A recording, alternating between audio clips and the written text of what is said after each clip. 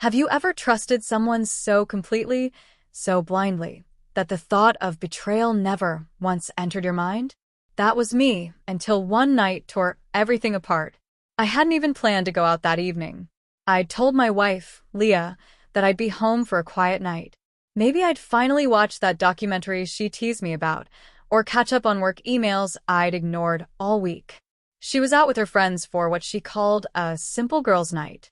Wine, old music, silly games. Nothing unusual. Just us being ridiculous, she'd said, kissing me goodbye with that familiar smile. I believed her. So when my phone buzzed at 10:36 p.m. and her name flashed across the screen, I thought nothing of it. Probably a check-in or a blurry selfie with her best friend, Jenna. But when I opened the message, my entire body froze. Your hand on my waist still lingers. Maybe we pick up where we left off tonight. At first, I was confused, certain it had been sent to the wrong person. But the longer I stared, the colder my stomach felt. No typos. No emojis. No mistake. It was intentional. Intimate. And it wasn't for me. I didn't reply.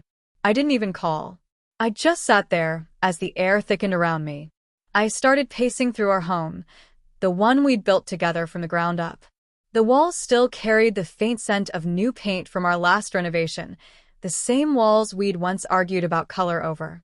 I walked past the kitchen where we used to dance barefoot, past the porch where I'd proposed under fairy lights, where she'd cried and promised never to hurt me.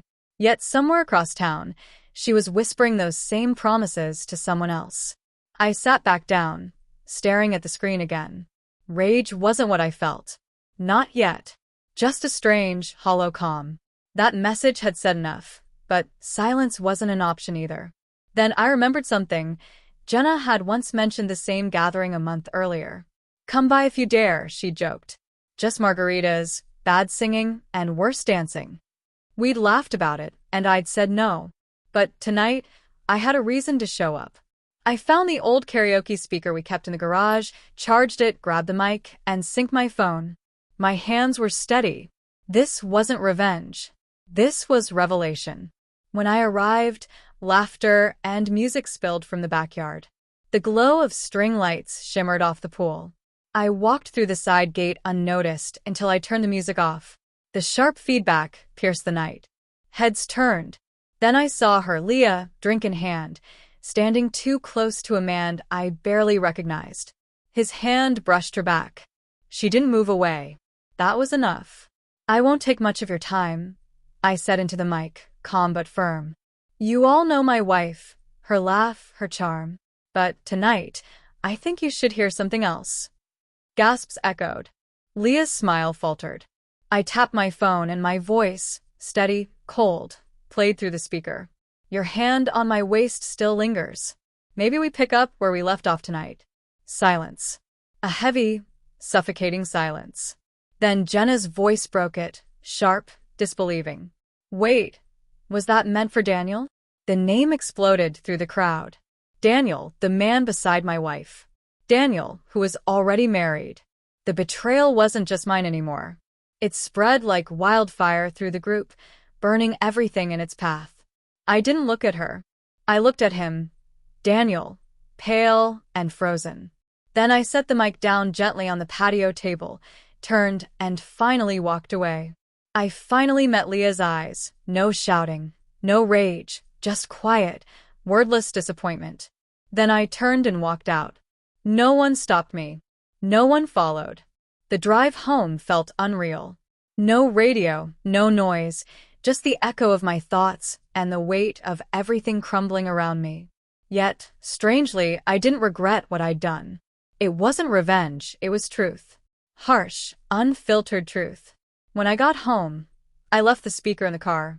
Milo, our dog, lifted his head and gave a slow wag of his tail, like he somehow understood.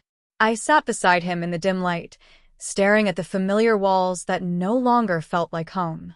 Our wedding photo hung above the fireplace, once a symbol of love, now just a cruel reminder. My phone started buzzing, one message, then 5. All from her. Where are you? Please answer. We need to talk. Why would you do that? Please come back. I didn't respond. I flipped the phone over, walked to the guest room, and fell onto the bed. Sleep never came. Just flashes of us. Our honeymoon, lazy mornings, movie nights, each memory poisoned by that single message replaying in my head. By morning, I heard movement downstairs. The sound of coffee brewing. Soft sobs. I almost stayed upstairs, but something made me go down. She was at the table, eyes swollen, wearing my old hoodie like armor. She opened her mouth to speak, but I lifted my hand. Don't, I said quietly. She nodded, tears spilling down her cheeks. Minutes passed before she whispered, I didn't mean to send that to you. A bitter laugh escaped me. I know. It was stupid, just flirting.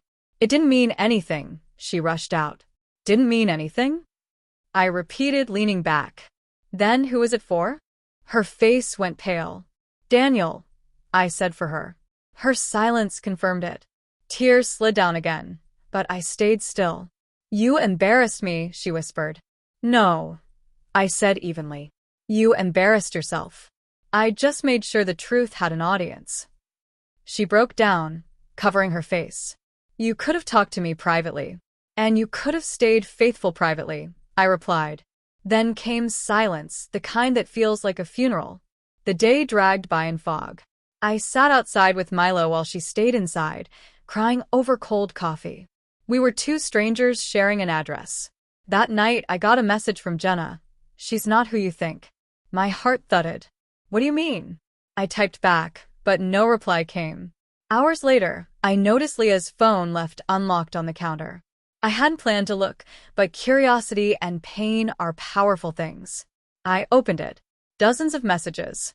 Threads filled with Daniel's words. You looked amazing last night. Your laugh kills me. That dress should be illegal. My hands still remember your waist. And then hers, the message that ended us. She walked in and saw me holding her phone. I wasn't going to hide it anymore, she said quietly. That would have been nice months ago, I replied, stepping outside for air. She followed, standing beside me in silence. We didn't speak. There was nothing left to fix. Days passed like shadows. We lived side by side but worlds apart. One night, she made my favorite dinner. I ate without a word. She suggested therapy. I said I'd think about it.